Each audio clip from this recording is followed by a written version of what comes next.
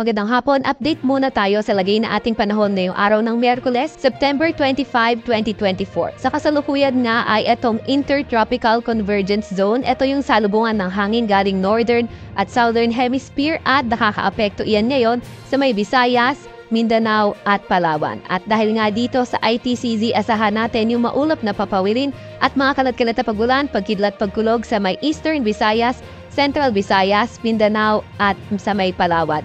Kaya asahan nga natin na magiging maulan sa areas na yan, lalo na dito sa may Caraga, Northern Mindanao at Zamboanga Peninsula.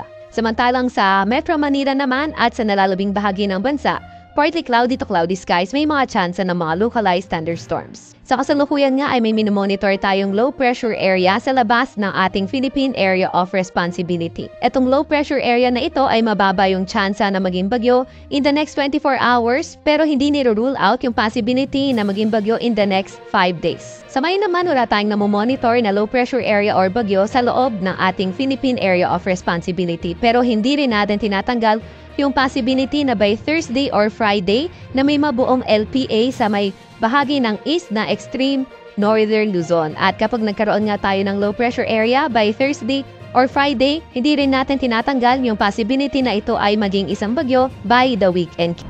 Para naman sa lagay na ating panahon bukas, for Palawan, yung inaasahan natin na magiging maulan pa rin for tomorrow dahil pa rin sa ITCZ. Sa Metro Manila and the rest of Luzon, partly cloudy to cloudy skies at may mga tsansa ng mga localized thunderstorms. Agwat ang temperatura sa Metro Manila ay 26 to 33 degrees Celsius, 25 to 32 degrees Celsius sa may Lawag at Legazpi, 17 to 25 degrees Celsius sa may Baguio, 25 to 34 degrees Celsius sa may Tugigaraw at 24 to 31 degrees Celsius sa may Tagaytay. Agwat naman na temperatura bukas, Puerto Princesa, pati na rin sa Kalayaan Islands ay 25 to 32 degrees Celsius. Para naman sa lagay na panahon bukas, Visayas at Mindanao, sa Eastern Visayas, sa may Central Visayas, Caraga, Northern Mindanao at Zamboanga Peninsula, patuloy pa rin magdadala ng mga paulan etong Intertropical Convergence Zone. And then sa nalalabing bahagi ng Visayas at Mindanao, fair weather conditions na ulit tayo at may mga tsansa ng mga localized thunderstorms. Agwat ang temperatura bukas sa may Cebu, Cagayan de Oro at Tacloban maglalaro mula 26 to 31 degrees Celsius, 27 to 32 degrees Celsius sa may Iloilo, 25 to 33 degrees Celsius sa may Zamboanga at 25 to 34 degrees Celsius sa may Davao.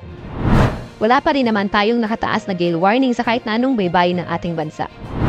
Para naman sa 3-day weather outlook na mga pangunahing syudad natin, so sa Metro Manila, Baguio City, Legazpi City, Friday to Sunday, patuloy pa nga rin yung partly cloudy to cloudy skies condition at may mga tsansa ng mga localized thunderstorms. Gayunpaman, sa may silangang bahagi ng Northern Luzon, posible nang magdala ng mga paulan kung magkakaroon nga man tayo ng low pressure area east of extreme northern Luzon. Sa may Visayas naman, may kita natin na improving weather conditions sa tayo, Metro Cebu, Iloilo City at Tacloban City. Kaya Friday to Sunday, patuloy pa rin yung mga partly cloudy to cloudy skies condition na may mga localized thunderstorms. Sa Metro Davao, Cagayan de Oro at Zamboanga City, may kita nga natin na wala ng areas na magdadala ng mga paulan sa mga pangunahing syudad natin, gayon din naman sa malaking bahagi ng Mindanao area.